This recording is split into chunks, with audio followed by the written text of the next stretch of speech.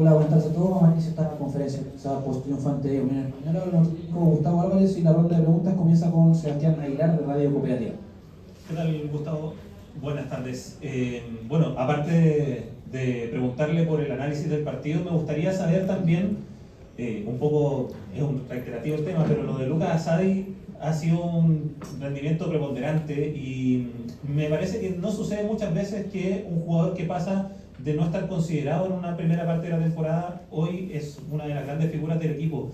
Y en ese sentido quería saber qué significa para usted como entrenador el que pueda existir un rendimiento así de un jugador además muy joven que logra sobreponerse a su propia situación para lograr ese protagonismo. Bueno, buenas tardes a todos. Jugadores que aumentan la consideración en un plantel y pasan de no estar convocados a ser titulares, hay muchos casos. Es algo frecuente en el fútbol por la dinámica de la competencia día a día en el fútbol profesional. Lo de Lucas quizás es más llamativo por sus condiciones.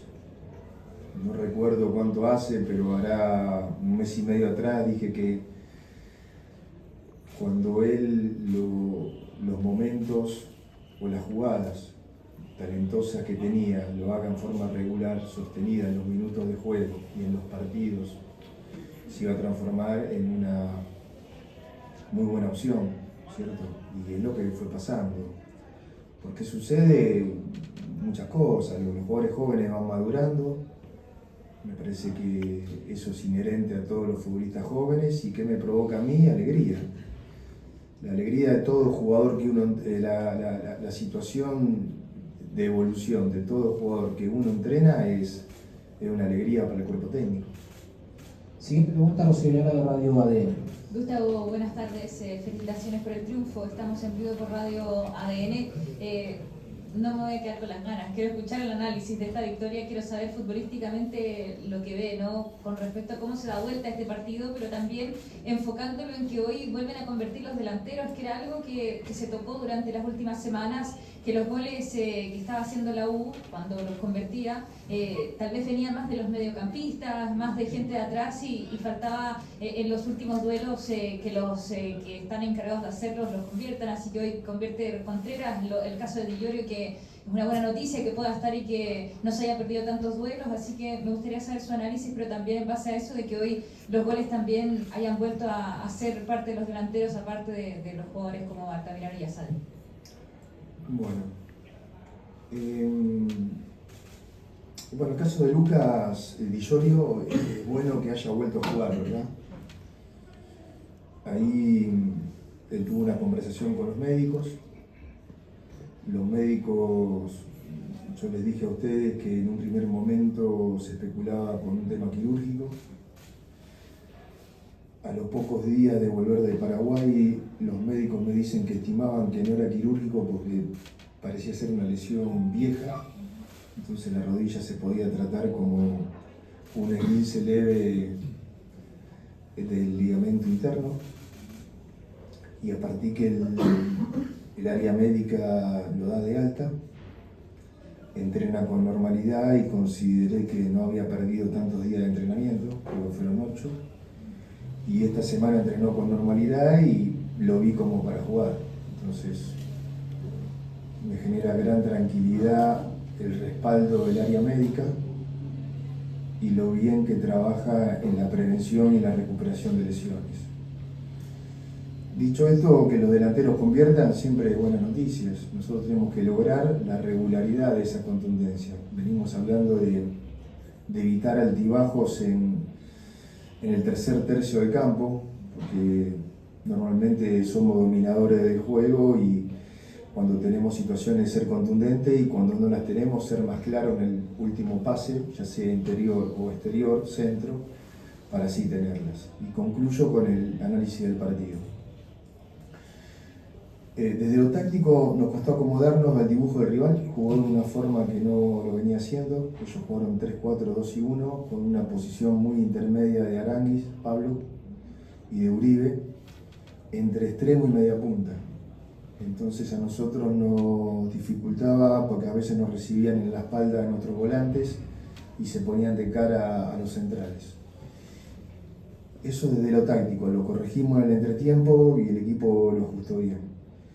Después en el trámite del partido fue parejo, primer tiempo, levemente me parece favorable a nosotros en el manejo de la pelota y en el dominio territorial. Y me parece que con excepción del penal, que es producto de un córner, después habíamos tenido 3 situaciones de gol y entonces podíamos haber ido en ventaja, ¿no? Y el segundo tiempo, a partir de la corrección táctica que tiene que ver con lo defensivo y los beneficios que eso trajo para recuperar la pelota, me parece que fuimos más dominadores aún y al verse Unión Española ante ventaja adelantó bastante sus líneas y había espacio como para jugadores rápidos nuestros con pelota dominada o con desplazamiento al espacio propiamente dicho, generar situaciones de gol y bueno, creo que en total fueron como 11 situaciones y el segundo tiempo tuvimos la contundencia que tanto estamos necesitando. Continúa Felipe Laverde. Gustavo, ¿cómo está? Felicitaciones por la victoria. Aprovechando que está hablando de nombres propios, le quería preguntar por el nivel que ha mostrado Fabián Ormazábal, no solo en este partido, sino a lo largo de que está usted al cargo al menos. ¿Cómo fue trabajando usted con Fabián Ormazábal para transformarlo de un lateral mucho más, o como conocemos más un lateral quizás, y hoy día que se transforme en un futbolista completamente polifuncional, que pueda ser un central, que pueda aparecer como un interior, que pueda ser incluso un extremo? ¿Cómo ha sido el trabajo con Fabián Ormazábal para tenerlo en este nivel en el que está? Bueno, Felipe, hoy particularmente el tercer central fue Poblete, ¿verdad? Y Fabián jugó como lateral. La historia con Fabián es que para mí hay 2 tipos de análisis como entrenador, ¿no? Uno analiza a los jugadores cuando son rivales de uno, características, movimientos, y otra cuando puede ser incorporación para el equipo donde uno está trabajando. En el año 2023, para mí Fabián jugando en O'Higgins era el mejor lateral potencialmente.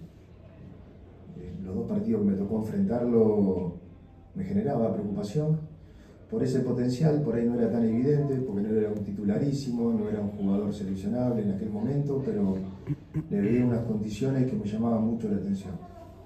Bueno, dio la posibilidad de coincidir, que lo pudimos incorporar en ese momento. Como a todos los jugadores, uno le explica lo que ve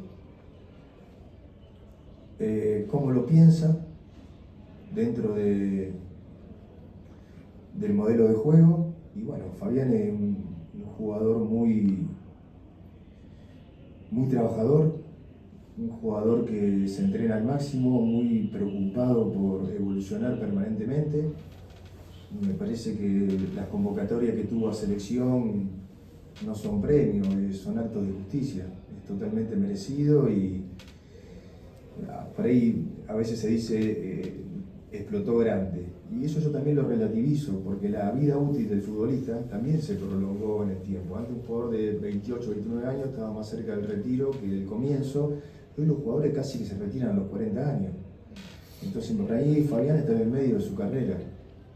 Y con el físico que tiene, me parece que tiene muchísimo para darle al fútbol chileno. Gracias. Continúa Leonardo Mora de Radio Futuro. ¿Qué tal, Romero? Buenas tardes. Le pregunto por la valoración de Felipe Salomón en este partido que ya le preguntábamos en la semana, le tocó reemplazar a Matías Sepúlveda por el tema de la lesión. Está el tema también del penal al comienzo del partido, pero que después finalmente él recupera dentro de esa banda del juego. Su apreciación justamente de este juego de Felipe Salomón en el partido de hoy. Mire, todo jugador que se incorpora normalmente tiene que adaptarse. Siempre, y esto ustedes me han escuchado decirlo, se tiene que adaptar a un nuevo club, a un nuevo entrenador, a nuevos compañeros, a una nueva ciudad, a un nuevo país, ¿no? Son muchas cosas. Y normalmente lleva un tiempo.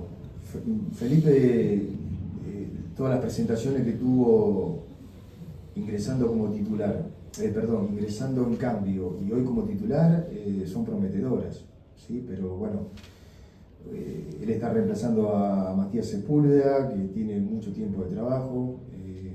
Bueno, ahí tenemos un jugador que se adaptó primero a un nuevo club y después a una nueva posición. Entonces, me parece que los primeros pasos de Felipe son muy buenos. Tenemos que seguir trabajando para que esté completamente adaptado. Rodrigo Pérez de Radio Sur tiene la siguiente pregunta. Buenas tardes, don Gustavo, un gusto saludarlo. Bueno, ha estado en el tapete de la labor del centro delantero y usted se inclina por Lucas Di Iorio, de titular, que no tan solo marca un gol, sino que fue muy participativo en el juego mismo. La pregunta es, ¿por dónde pasa ese contraste comparado a otros partidos anteriores? Gracias. A la hora de decidir los nombres propios, ¿no? Definido el sistema de juego y estratégicamente cómo se va a enfrentar al rival, entran en juego las características y los niveles de rendimiento, ¿sí? Nosotros hoy enfrentamos una línea de 3 con mucho espacio y el otro día también era línea de 3 pero con menos espacio. Entonces me pareció precisamente eso, que por el rendimiento individual en la semana, y repito, Lucas entrenó con normalidad desde el primer día de la semana, y por el tipo de partido me pareció que era el nombre indicado. Se autogeneró situaciones, llegó al gol, me alegra mucho por él, por el equipo. Martín Aguirre de Navosol. ¿Qué tal está, profesor? Durante la semana no tuvimos la oportunidad de hablar con usted y me gustaría preguntarle por el tema de los fichajes. El lunes usted decía que, claro, que podría llegar un hombre de más. Dentro de lo que nosotros también sabíamos, el club buscaba sumar un nombre más, sin embargo termina sumando tan solo 2 de los 3 posibles. ¿Cómo toma usted este balance y también cuál es su análisis del equipo que tiene a día de hoy a disposición para este final de año? No, el análisis del plantel que hago es muy bueno como siempre. Siempre. Uno siempre hace análisis y diagnóstico en búsqueda de mejorar permanentemente. Me han escuchado decir que no creo en la perfección, en el equipo perfecto, pero sí en el perfeccionamiento. Nosotros perdimos 1-0 el último partido aquí con Cobresal y hoy ganamos 4-1, pero la autocrítica y las cosas a corregir mañana van a ser muy similares. Entonces, siempre digo la tranquilidad, la victoria, pero la autocrítica, la derrota. Entonces, el crecimiento de este plantel, o el intento de crecimiento, mientras que yo sea el entrenador, va a estar siempre garantizado. Y con respecto al mercado, ya está cerrado. Ya no, me parece que no tiene sentido seguir hablando de ese tema. Tengo que estar muy enfocado en el equipo y sobre todo con esta seguidilla. Nosotros ahora jugamos con el de hoy 4 partidos en 12 días, ¿sí? Uno cada 3. Entonces mi cabeza tiene que estar 100% en Independiente. Corregir lo de hoy, pero ya empalmarlo con la preparación del partido del miércoles. Pregunta Víctor Oso de Marcelo Bernal. ¿Qué tal, Gustavo? Felicitaciones por el triunfo. Bueno, lo acaba de decir bien Independiente, palabras mayores, las cuando hasta ahora. Me gustaría saber cómo adelanta este encuentro tan complicado y saber si también es un partido especial para usted, porque hace un tiempo atrás nos comentó que cuando chico usted iba a ver a Independiente a la cancha. Muchas gracias. Sí, mi papá, que fallecido muy independiente, en ese momento le preguntaban por la Copa Libertadores, creo, ¿no? Sí. Bueno. En esa época, década del 80, con Independiente muy protagonista, mi papá me llevaba a ver al equipo. Bueno, después de siendo esta mi profesión, la verdad que no me representa nada en particular, me representa mucho más dirigir la Universidad de Chile. Dirigir este club con esta gente tan pasional, tan respetuosa, tan cariñosa con uno, me llena de responsabilidad representarlo como hoy a nivel nacional y a nivel internacional. Entonces, lo especial para mí es dirigir este club. Entonces, lo tomo con la responsabilidad de siempre. Nosotros, lo dije que a nivel internacional no tenemos que participar, tenemos que competir. Bueno, y con la con el objetivo de ganar el miércoles. Pregunta a Carlos Belmar de 100% Azules. Hola Gustavo, buenas tardes, felicitaciones por el triunfo. Hoy volvieron a estar disponibles Marcelo Díaz y Charles Arangui para ser titulares. La disponibilidad de esos jugadores, ¿qué le permite la planificación del partido y qué alternativas le da al pensar en cómo va a jugar? En todos los puestos, cuando uno tiene todo el plantel a disposición, son las condiciones ideales de trabajo. Primero porque tengo todas las variantes y después porque se genera un aura positiva de que no hay jugadores en la camilla, están todos sanos entrenando y compitiendo, todos contentos. Entonces, primero eso. Y después usted me nombra 2 jugadores que son líderes, emblemas del club. Entonces, tenerlo a disposición, por supuesto que siempre es un valor agregado para el equipo. Pregunta a Nicolás Quiero de Radio Tacho. Buenas tardes, don Gustavo. Primero que todo, felicitaciones por el triunfo. Preguntarle por el reencuentro con Felipe Loyola. El día miércoles usted varias veces ha contado la historia de Loyola cuando estuvo a disposición suya en un periodo de entrenamiento. Y si esto lo puede extrapolar a algún jugador de la U que le haya sucedido la misma situación.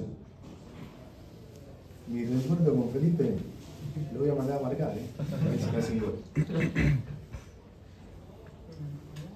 Bueno, comparado con la primera pregunta, se tenía que ver con eso. Cuando usted me preguntó jugadores que pasaban de no jugar a ser importantes, Loyola es un caso de eso. No, me alegro mucho por él, me alegro y lo felicito. Un gran mérito de él. El problema era yo que no lo ponía. Cuando empezó a jugar, me hizo dar cuenta que estaba equivocado. Y gran persona, muy merecido todo lo que tiene, muy merecido, así que va a ser muy grato volver en este caso, a enfrentarlo. Ignacio Soto de Radio Santiago. Don Gustavo, buenas tardes, felicitaciones por supuesto por el triunfo. En la misma línea de lo que es Independiente, le pregunto si en caso de acceder en esta llave, de dejar en el camino al rojo, ¿siente usted que la Universidad de Chile se transforma en un candidato para lo que es la Copa Sudamericana? ¿O en caso de, prefiere, como usted siempre lo ha dicho, ir paso a paso, partido a partido y no planificar más allá de lo que viene a la vuelta de la esquina? Muchas gracias. No, seguro, sí, es así. Si nosotros pasamos esta llave, somos uno de los 8 candidatos, no más que eso. Nicolás Giorgetti de Señal Deportiva. Buenas tardes, profesor. Le quiero preguntar qué tan importante era ganar este partido, sobre todo para el duelo en Copa Sudamericana contra Independiente, y también saber sobre cómo analiza el estado anímico del plantel para enfrentar este importante partido por Copa Sudamericana. Bueno, precisamente eso. Nosotros, cada vez que ganamos, todos los equipos, cada victoria te da un respaldo anímico que no hay que confundirse.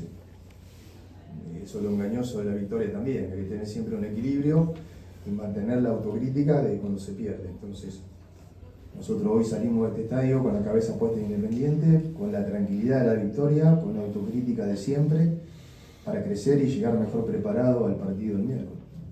Última pregunta, Fernando Jerez de Pasión de Hincha. Buenas, profesor. Primero, también felicidades por el triunfo. A la U le ha costado mucho, sobre todo este año, dar vuelta a resultados. Y si no me equivoco, este es el tercero que se logra dar en el año. ¿Cómo logra convencer al equipo de no decaer ante de estar perdiendo 1-0? Desde el primer día de entrenamiento se desarrolla el plan de juego propio y se empareja con lo que va a hacer el rival, cuando tenga y no tenga la pelota. Y confiar en eso y sostenerlo, estar convencidos. A mí me parece que las ideas se transforman en convicciones cuando atraviesan los malos momentos. Entonces un equipo estaba precisamente convencido, un gol en contra, recibido, es un mal momento y hay que seguir igual, hasta el último minuto. Bueno, con esa